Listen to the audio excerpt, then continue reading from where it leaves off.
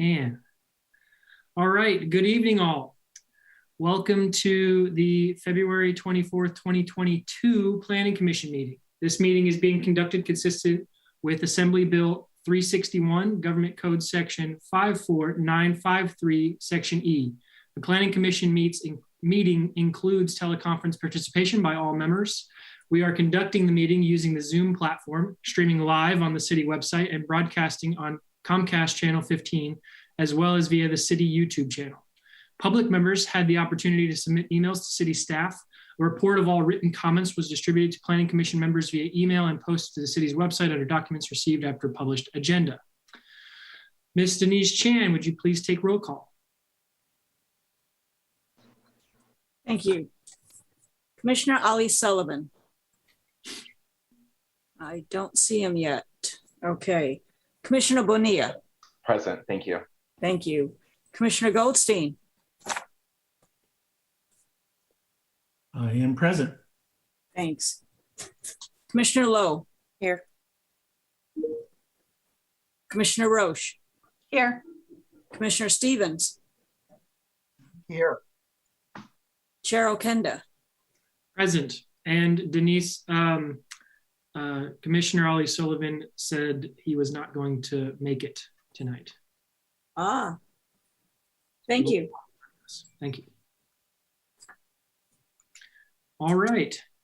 So with that, we will just move right into public comments. The public comment section provides an opportunity to address Planning Commission on items not listed on the agenda. The Planning Commission welcomes comments and requests that speaker present their remarks in a respectful manner. Do we have any speakers tonight that want to speak to something not on the agenda?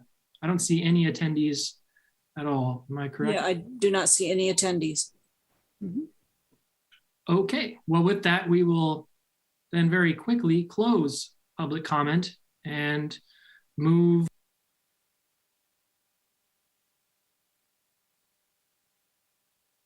Zachariah, you are muted. Sorry about that. So I was saying that with that, we will close public comment, seeing there's nobody's raising their hand or present to give it, and we will move right into our work session item on the general plan annual progress report for 2022. And I'm guessing staff has a wonderful report that I'm so excited for. Thank you, staff. Thank you, Chair Okenda. It's nice to see all of you tonight. As Jeremy is on vacation, so I'll be here tonight with Mira Hahn, who's an associate planner, and she prepared the report and will give the presentation tonight. Excellent, thank you. Okay, so good evening, everyone. Good evening, Chair and members of the Commission. I will start sharing my screen. Let's see, my screen. This one, let me know if you can see it, when you can see it.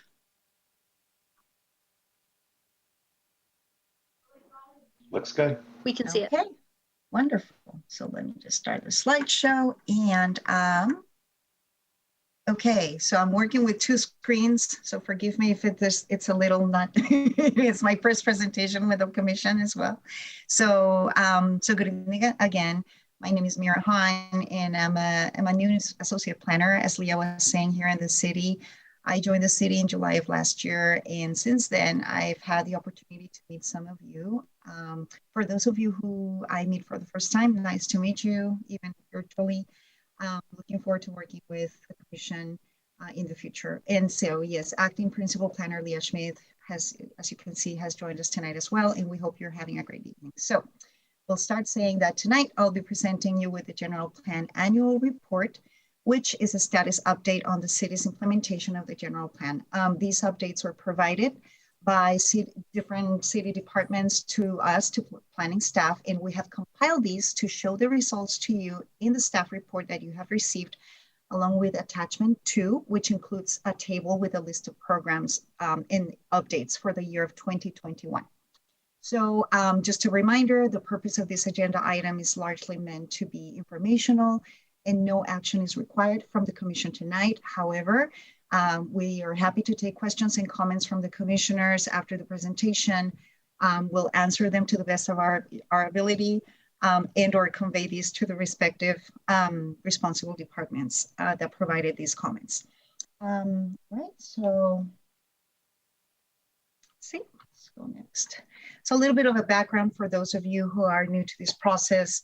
This presentation and the report is part of a state requirement by the California Government Code to provide a report on an annual basis and show the progress on the plan implementation, general plan implementation. So this will be presented to City Council for review and approval. And after that, once it's approved, forwarded to the State Office of Planning and Research and the State Housing and Community Development Office.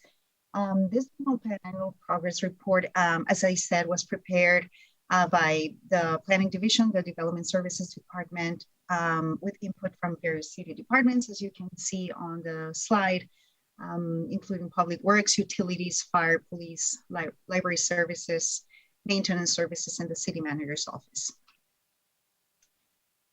Yeah, so this chart shows us, oh, sorry. I think it skipped one, sorry. Yeah, so as many of you already know, the City of Hayward's current general plan was adopted in 2014. And this is our latest update. So the plan was developed to establish a community-based vision to guide the development of Hayward in the future, includes a series of goals, policies, implementation programs designed to achieve the plan's vision. It was also the result of a nearly 2-year community outreach process to establish this community-based vision. So the general plan contains a total of 143 implementation programs covering the plan's 10 elements or topics. These elements include, as you can see here, land use, mobility, economic development, community safety, natural resources, hazards, education, community health, facilities and services, and housing.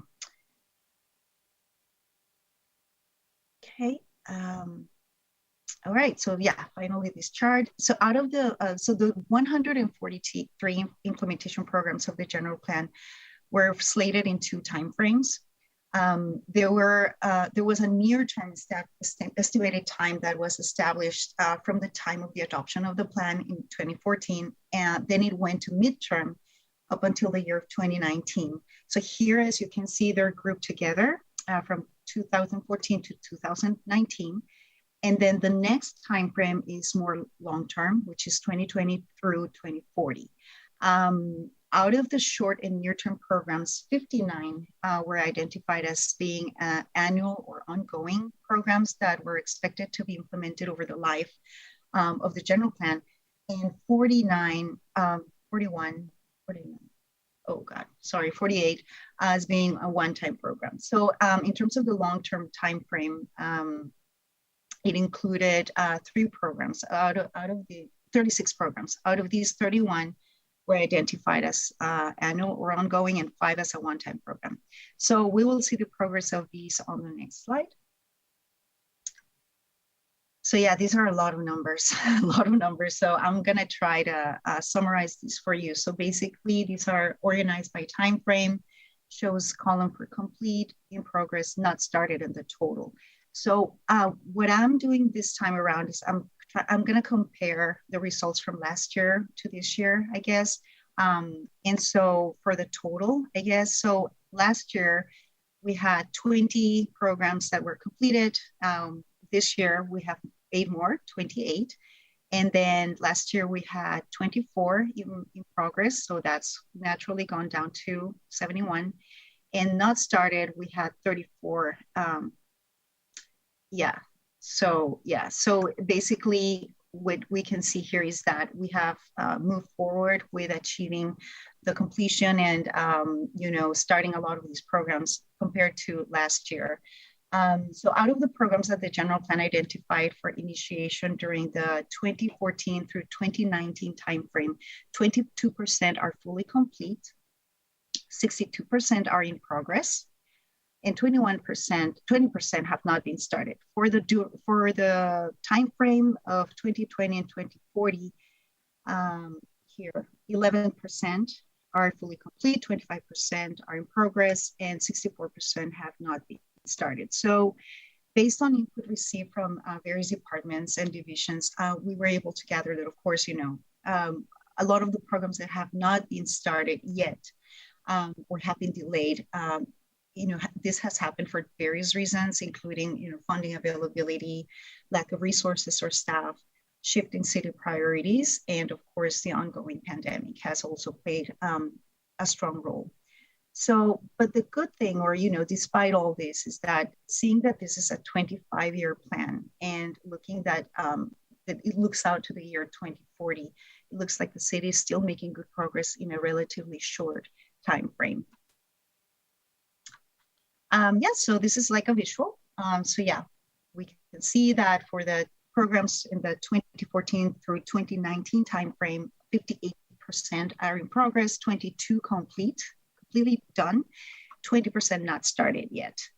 For the more long-term, timeframe, we have 11% complete, 25 in progress, and not started 64.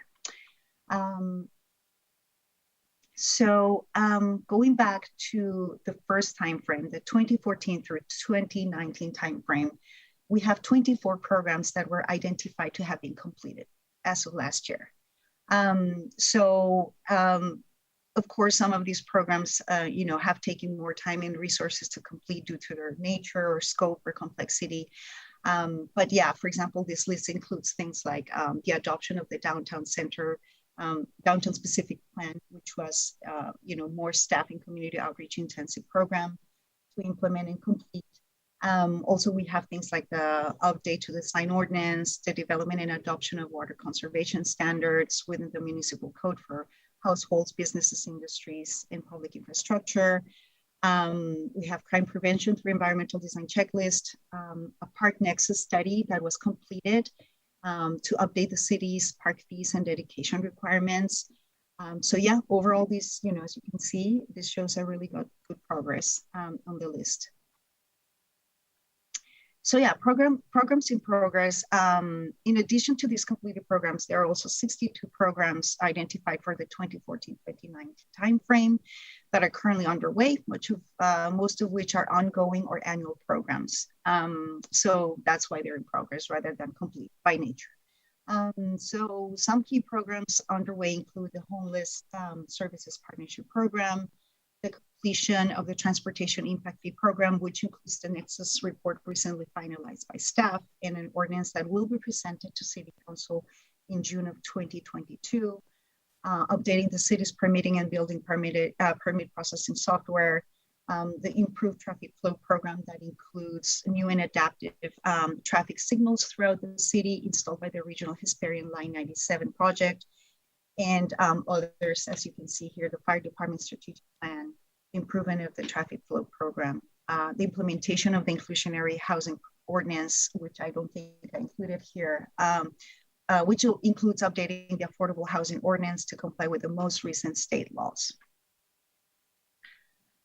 So programs not yet started. As mentioned previously, some of these programs have not been started because of lack of resources or staff or competing city priorities or, the pandemic. So these programs include comprehensive updates to the zoning ordinance, as you can see here, subdivision ordinance, design guidelines, and off-street parking regulations.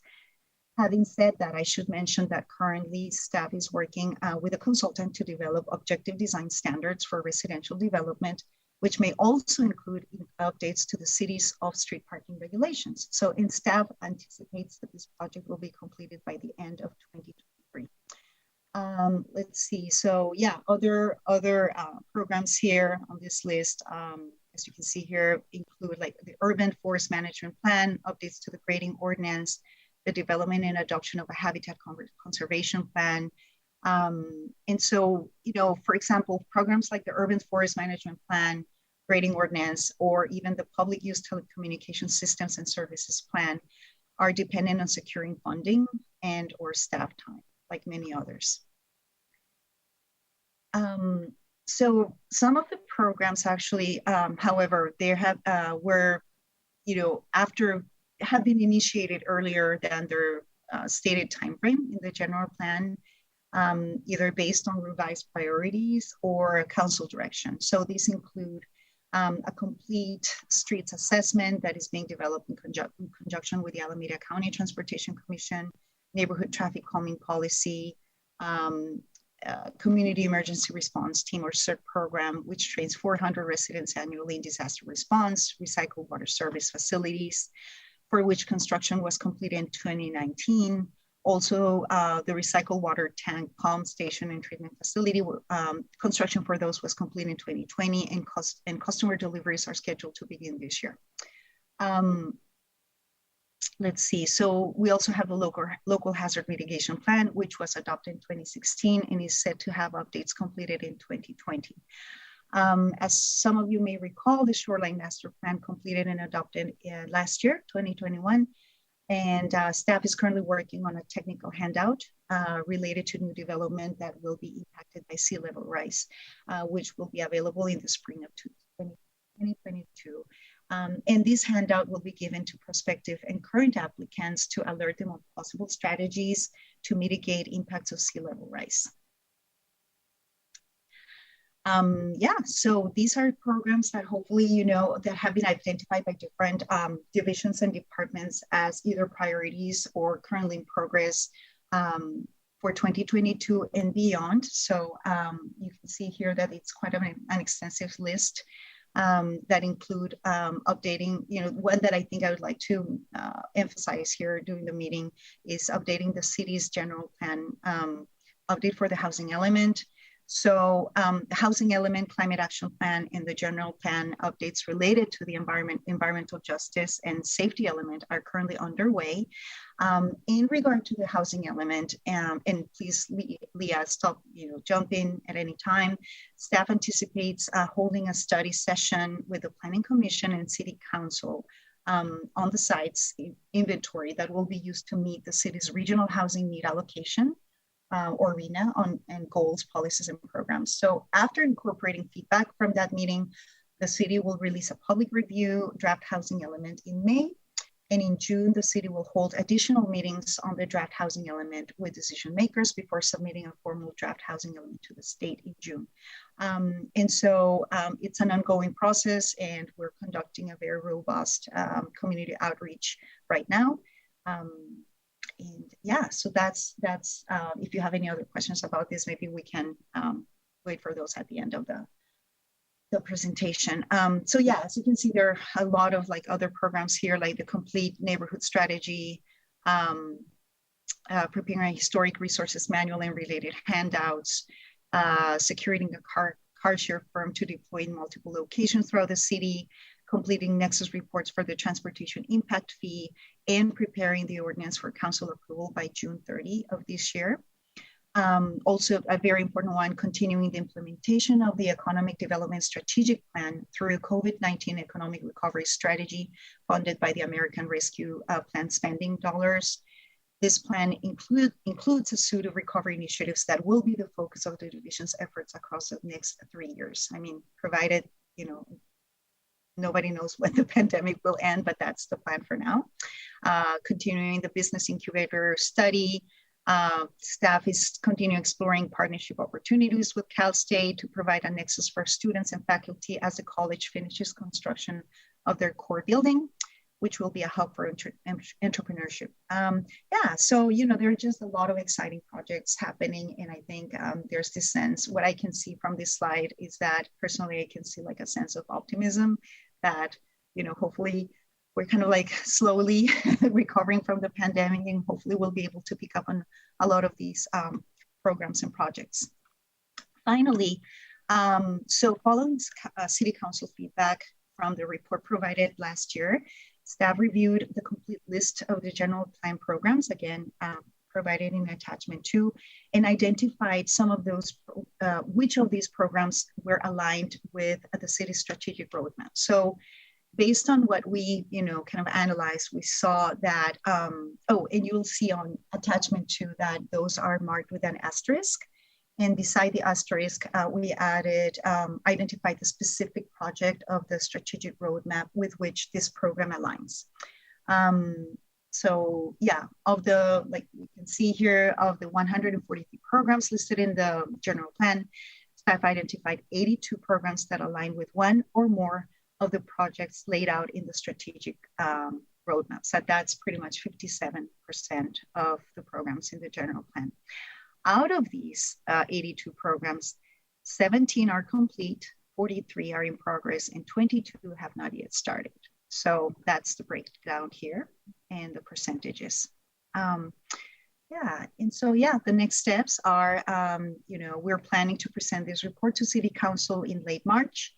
And after review and acceptance of this report by the council, we'll forward the progress report to the state's Office of Planning and Research, as I had mentioned before, to satisfy the state requirements. Staff will also update the general plan on the city's website to reflect the latest updates reflected in this report. And over this next year, staff from various departments will continue to take the lead on program implementation, helping to further, kind of implement and bring to fruition, I guess, the general plan goals and policies. So moving on to questions, this concludes my presentation.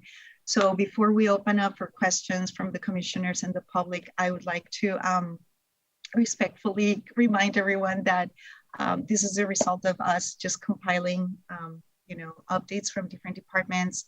I personally may or may not have the expertise or, institutional knowledge to provide the answers, but, Leah and I will do our best to answer, your questions. Otherwise, we're happy to take any questions you may have to the different departments and provide some updates later if needed.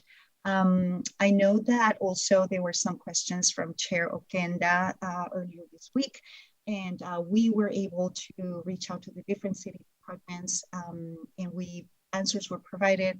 Those were forwarded to you earlier today. I can share my screen. I can put them up here if you feel like that would be appropriate. So that's with that. I'll just turn it over to the commission for questions and comments. Thank you. Thank you, Ms. Hahn. Really appreciate your presentation. Lucky to have you as an associate planner. So thank you so much. I think what I would like to do before we go into questions and comments is see if there's open public comment, give the public a chance to talk, and then we can do questions and comments together.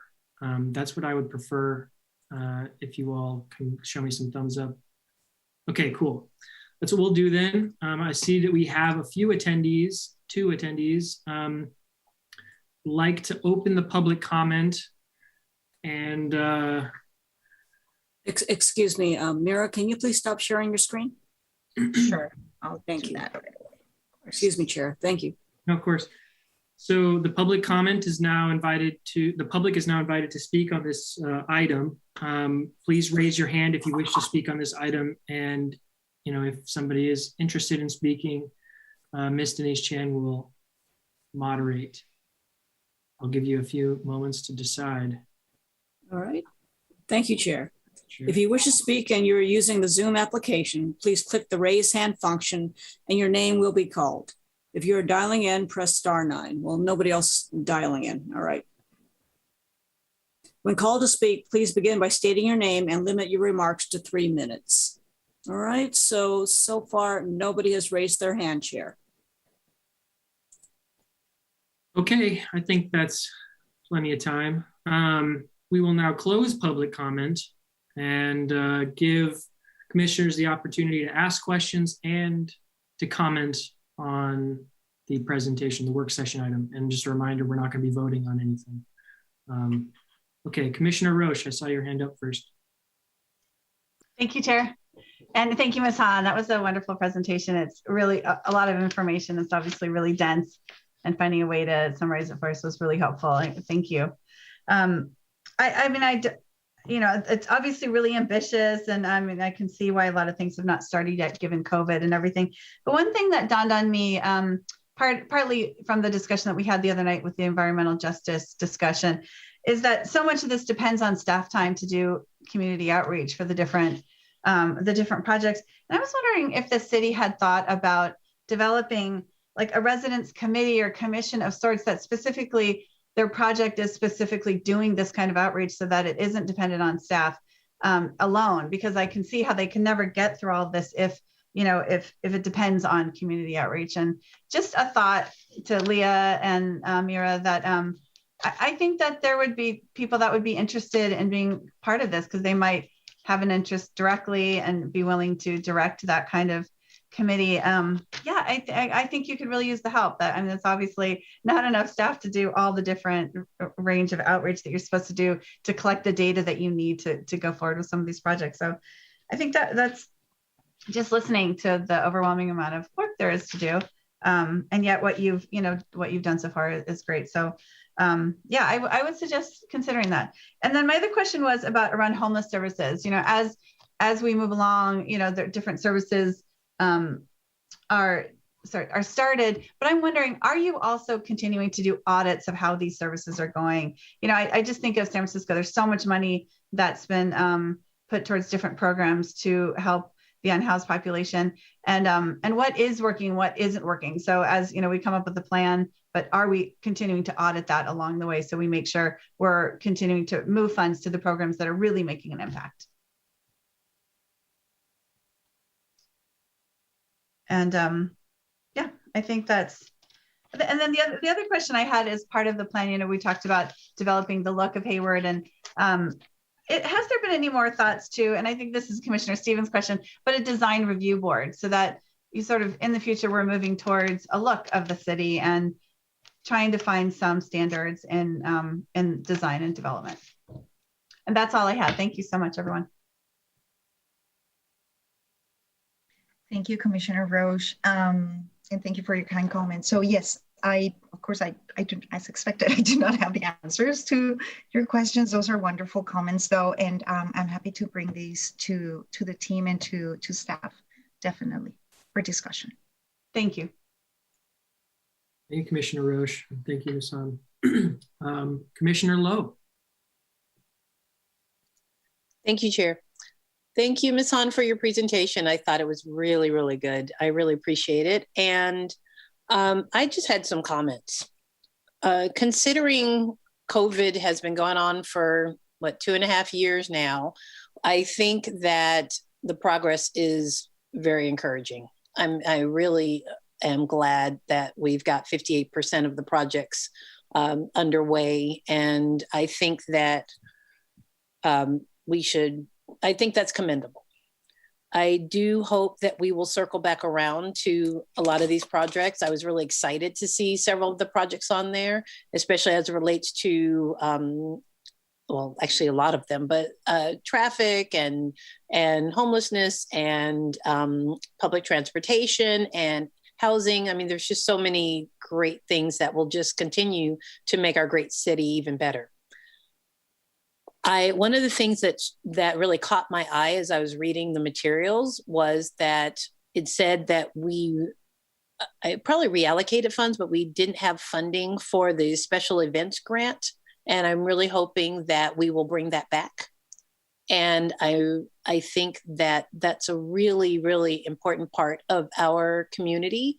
And I know that the Douglas Morrison Theater is a HARD, that's under the HARD umbrella, but I know that the city has given money to them in the past. My guess is that that might be something that this particular special events grant could help fund as well. I know that, I don't know, I just think the arts and making sure Hayward is continuing to support the arts is really, really important. So I'm hoping that when you were talking, Ms. Han, with the different departments, that you'll emphasize that I do think that's very important. And I'd love to see that special events grant come back.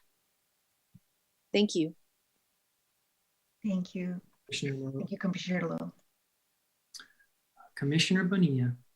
Thank you so much, Chair Okinda. Thanks for the presentation today. Well done. I know it was a lot of complex information and a lot of numbers. Going back to just a few of those numbers generally, in the 2014 to 2019 timeframe, about 58% of our projects are still in progress, which would, say that we haven't completed not even yet 50% of what we thought in that timeframe. Is that like standard progress or acceptable, or is that kind of, on par with other cities our size? And all of the headwinds we faced with COVID and other things? I mean, is that a good result? Is it an okay result? Like, how would you kind of grade us, Leah? Through the chair, I'll try to take a stab at this. Mira, correct me if I'm wrong, but did you say that programs that are ongoing, meaning they don't actually have an end, are considered in progress? Because it's not a one-time complete deal. So we implement the program and then it's ongoing till we stop it. So it'll look like we did, so it's more about like what's been initiated. There are, lots of programs that are gonna, like the navigation center, like they're gonna start, are just gonna keep going. So I think it maybe what we look at next time is describing like, this is the number of ones that have been started and completed, and then the numbers that have been started and are ongoing throughout the life of the general plan. Oh man, that would be so helpful. Thank you so much. Great recommendation. The next question I have is, have any of our priorities or projects been reprioritized as a result of COVID or the housing crisis that we're facing? Or, because I think, setting things back in 2014, probably, we didn't have as much foresight as to the issues we'd be dealing with today. So have some of these projects been reprioritized, or have new projects been added to the list as a result of, just changes that we've experienced, through COVID, the housing crisis, or any other, sort of drivers? I'll jump in there again, sorry. There was another column added, and that was the strategic roadmap column, because the strategic roadmap is something that just, was implemented in the past couple of years. The general plan programs were adopted in 2014. That was prior to, right? So the strategic roadmap was this way that the council and commission and decision makers were trying to say, we want to really hone in on these issues really that are huge in our community right now. Housing and homelessness, the things that maybe back in 2014 weren't as significant as right now. I know that homelessness has tripled since then, basically. Yeah. So yes, I think that's when you're seeing some programs that were like late programs, that they're being started and being pushed up. And the way that the council is doing this and city staff is doing this is through the strategic roadmap process. And the programs like a few Saturdays ago, when the council were prioritizing certain projects and pushing them up, voting them basically. Excellent. So it's where the general plan is a fixed thing. It's concrete. The programs that are in the general plan don't really change, but they can morph, and new programs can back into sort of the intent of a program. But, in 2014, we didn't know what we know now in 2022, right? And so it's some of the programs might not even make any sense right now. And so it's what this is it's required by state law. So we're giving you the update, but we're trying to put it shit into like our current by linking it to the strategic roadmap and saying, okay, here's where these are the things you're really going to see come forward. It is, I would look at that strategic roadmap column. Makes sense. Yeah. Thank you so much, Leah. I really appreciate those insights. That's all I have. Thank you so much. Great progress again. Thanks, Commissioner Bonilla. Commissioner Stevens. Thank you. I just have one quick question. Does the objective standards, does that fit into the roadmap or the general plan in any way?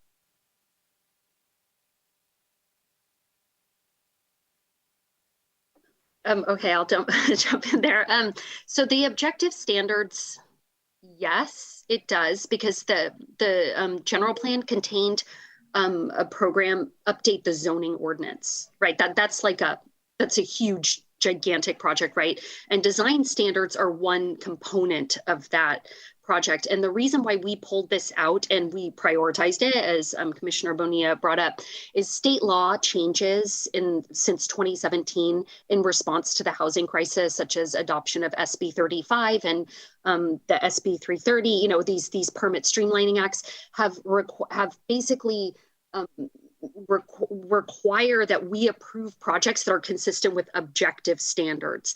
And if we don't have objective standards adopted, and by that we mean sort of design standards, if they're too loose, if they're subjective, if they're not strong enough, if they're not clear enough, then the city can't say anything about design, and it gets approved. And so the city is prioritizing the objective standards project, because what we want to do is have more control over what projects look like that come in under those streamlining provisions. Not every project does. They have to, set aside a more significant amount of affordable housing. They have to pay prevailing wage. They have to be on a site that doesn't have environmental constraints. So it has to fit into this bucket. And what we did was, as staff and the city has applied for a grant and got the money in order to pull that component out of the zoning ordinance update and do that more quickly. Thank you very much. And I thank you for really making objective standards a priority. I think it's really critical to guiding development in the city.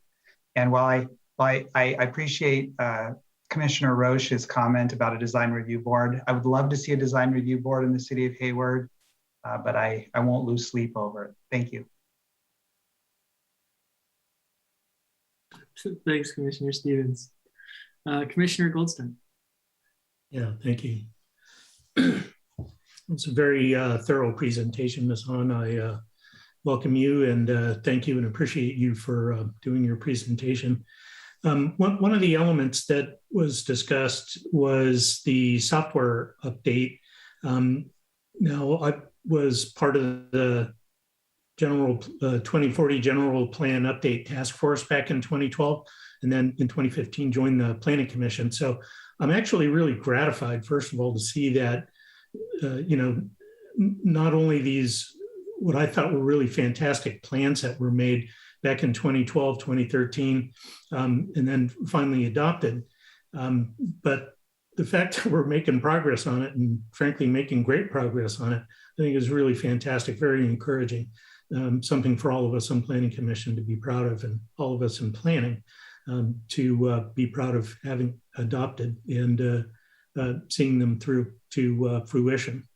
The question I had about the software, though, a lot's happened since 2012 in the software industry. I'm just wondering, do we have metrics around what we're expecting the software to do? For example, are we thinking that it's going to enable us to double the throughput, or cut in half the total processing time, anything like that? I'm not aware of any metrics, but I can definitely, I know that there's a team, some of our staff is already diving deep into the intricacies of the software. So I can reach out to the team and report back with any, information they may have on like specific metrics around the use of this implementation of the software. Very good. So one of the things that I do when I'm not doing this is, and in fact, for the last 12 years, I've been with the Alameda County Sheriff's Communications Team. We're a emergency response unit. And one of the concerns that comes up quite a bit is, after a disaster, what is our recovery going to look like? And one of the things that software brings to the table, probably more so than how we're currently processing applications, is the ability rapidly for people to get the permits they need to rebuild. And so if you would just carry that message back, please include that thought about recovery and resilience back to that team. I'd appreciate that. Thank you. Thank you, Commissioner Goldstein. Commissioner Bonilla, do you have any more comments? I see your hand up. I just wanted to make sure. Okay. Anybody else? A second bite at the apple? Nobody? Okay. I have some questions and comments myself. Again, I really appreciate the presentation. I understand this is state mandated, so it's not from the goodness of your heart that you give it, but I appreciate it. My first starting question, I have a few I've kind of noted in the agenda packet that I want to kind of go through. And I know a lot of my questions were answered in advance, so I'm going to skip those because they're already published.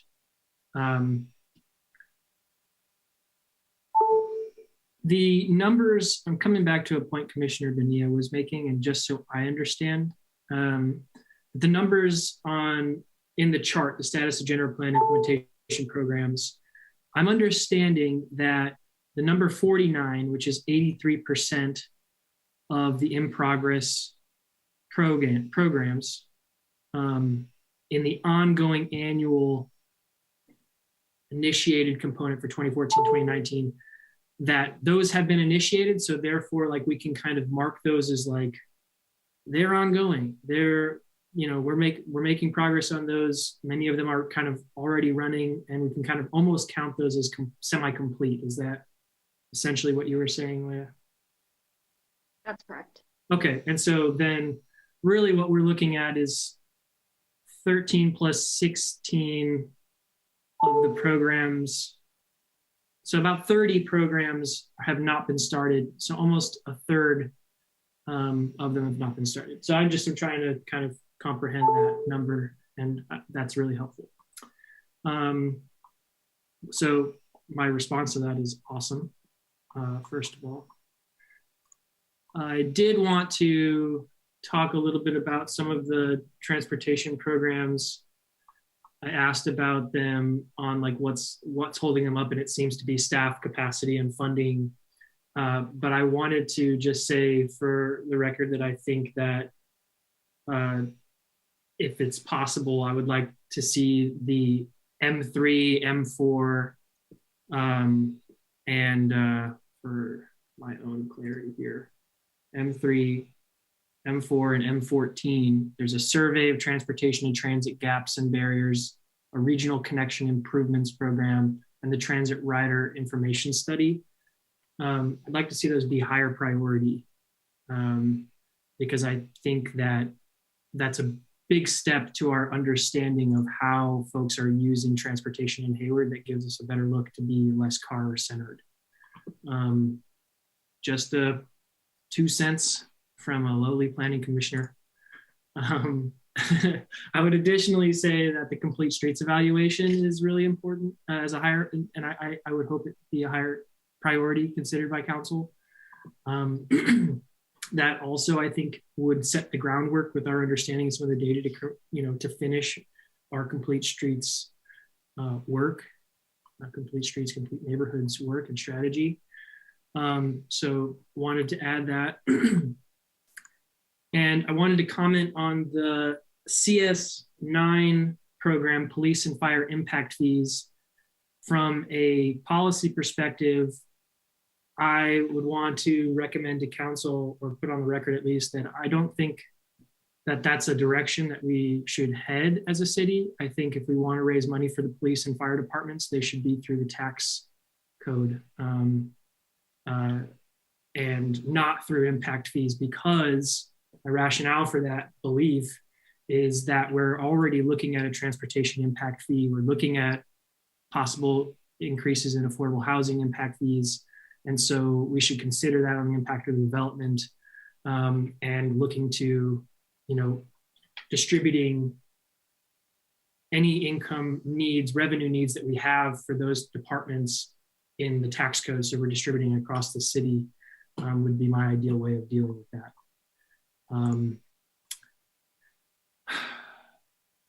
I have 2 more points that I wanted to make. The first is on H4 and the preservation of at-risk housing. I think in our preservation and protection components of our housing program, that we can include in this program, along with program H15, the fair housing services. I kind of see those as coming together with my comment I'm about to make. The importance of focusing on, 25% or so of our residents, maybe more, maybe slightly less, so it's give or take a few percentage points, but on average, it's about 25% of people in California have some kind of conviction history or criminal record that poses a barrier to them to access housing, employment, education, public benefits. People on probation or parole don't get any access. There's a lot of challenges with getting access to some of these things. And I would just say that as a city, we have a component of our values and written into our general plan and into our housing element that is, affordable, safe, decent housing for all.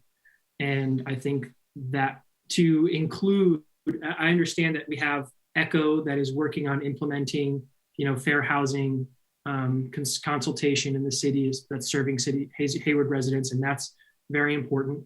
And I understand that we're doing some work right now around changing some of our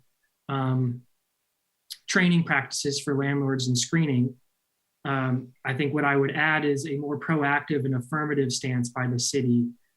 We could incorporate a fair chance housing ordinance into the fair housing services program as a priority, so that we really target an end to discrimination for people with convictions that are completely unrelated to their ability to be a good tenant, their past actions, and their ability to be a good tenant. And I would say, finally, that I see, the preservation of at-risk housing working together with our, as a city, taking a stance and being more involved in the regional work and the state work to support changes in our public housing and sort of social housing sectors from discrimination in those ways, so that it's not quite preserving the units necessarily, but it's preserving the units for folks who have traditionally not had access to them to then have access to them. And that is just something I wanted to sort of say on the record, and hopefully have council hear. With all of that, those are my comments. And I appreciate the chance to share and go over the general plan. And I hope it was helpful. We had a lot of good comments and questions here, so I hope that gets back to council and can help inform some of their discussion. So before we close out, anybody else have any burning desires to jump in one last time? Okay, it's a short meeting tonight. So with that, we can move on from this item and go to the minutes from last go round. Or do we have that on the agenda tonight? I don't see minutes. Usually we do approval of minutes, but I don't see it on the agendas. Can we do that? That's a question. Oh, Chair, the minutes are not on this agenda, but thank you for asking. Okay, so no need to vote on minutes. Thank you. It saves me a political vote. That was going to be a difficult one. With that, I think we're ready to adjourn. I'm sorry. We have still staff and commissioner reports. My mistake. Staff, please, first. Thank you. I was going to have to jump in before you guys all got off. Like, oh, we got some extra time tonight. Okay, so just a couple of things on what you brought up, Chair Kenda. One, I do believe on Instagram, the city of Hayward was pushing out a survey related to transit. So if you haven't already done that, that might be a piece of what you were looking for is these early outreach efforts with regard to trying to figure out how people are using AC transit in Hayward. So if you haven't already done that, I encourage you to take that survey and push it out. It could be that some of that data will feed into some of the mobility programs you were bringing up. I also wanted to say for the housing programs, unlike all the other general plan programs, the housing element is updated more frequently. So we are coming into a housing element. Your comments are very timely. I took copious notes, and I have reached out to organizations that provide services to formerly incarcerated people, told them about the Hayward housing element update. I haven't heard back, but everyone is overloaded. So I will reach out again and see if we can get a meeting, and I can hear from those organizations. So ones I found are in San Francisco. If you know of any that are Alameda County or more local, it would be helpful. I was just going to ask them if they knew anyone, but if you could send it to me, I'd appreciate it. Yeah, and just quickly, how would you like me to do that? I mean, I could. Email. You could just email it to me. Do an email introduction. Okay. Yeah. Something like that. If you could introduce, that would be great, because cold reaching out to people can be hard, and you're just, that's a challenge. I can do that. And then also for my organization, the reentry org, I'm like the rep on the housing stuff. So I would probably be joining that meeting. So I can just try to schedule and coordinate something. Okay, cool.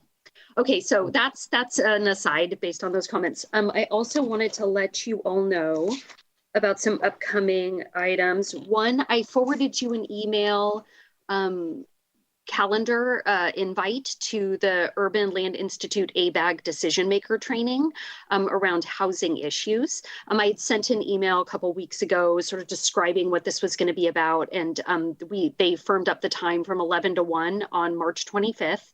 And it's a webinar, so you can have your lunch and listen, but it's going to be a training around housing element stuff, and really around more like feasibility financial. And I know this group is very interested in the Affordable Housing Ordinance update, as well as housing element issues and feasibility. This is also coinciding with our traffic impact fee study session that's going to be coming to you. So, I do encourage you, if you can attend, to just at least listen. And it's a decision maker training. So it's going to be commissioners, appointed and elected officials all over Alameda County are attending this. And it's Zoom. So Zoom info will follow. And speaking of that, March 10th, so that's your next Planning Commission meeting, we are going to have a work session on the Affordable Housing Ordinance. Christina Morales will be presenting, and you guys can do a deep dive into, just long conversation about it. She's meeting with the Homelessness and Housing Task Force next week. You're more than welcome to attend that meeting if you'd like. It's March 3rd at 7 o'clock, but the same report and the same conversation will be held at the Planning Commission on March 10th. And then I also wanted to let you know that right now we are targeting April 19th for a joint Planning Commission City Council work session on the housing element. The focus on that will be our sites inventory, which is how we're going to meet our regional housing needs allocation through the city, as well as some sort of high level framing that we're going to use to create the draft housing element that will be released for public review in May. And then we'll be coming back to the Planning Commission, in June before we submit to HCD. So I just wanted to give you guys heads up on all of those items. The traffic impact fee is going to come to you in the next month or so as well. So just wanted to you to be aware that that is still on the radar and coming. And that's it for staff comments. Great, thank you, Leah. Any commissioners have comments they want to share with the public? Go ahead, Commissioner Bonilla. Just that my heart's with Ukraine. I think all of our hearts are with them. Just wanted to acknowledge that. Thank you, Chair. Thank you, Commissioner Bonilla. Anyone else? I would only say really quickly that for any sorry soul who watches this at a later time, please go and contribute your to your heart's content, the environmental justice element. We had a forum yesterday, and discussed things around natural resources, healthcare, just different parks, recreation, different things like that. How to improve those things in the city and how to include them, plans to make them better, and also inventory what we have. So if you really feel strongly about those things, reach out to the city. I'm sure Leah would love your emails. Other than that, I think we are ready to adjourn now. So adjourn. Snap of the fingers. Okay, everybody, have a good evening. Good night, everyone. Bye. Recording stopped.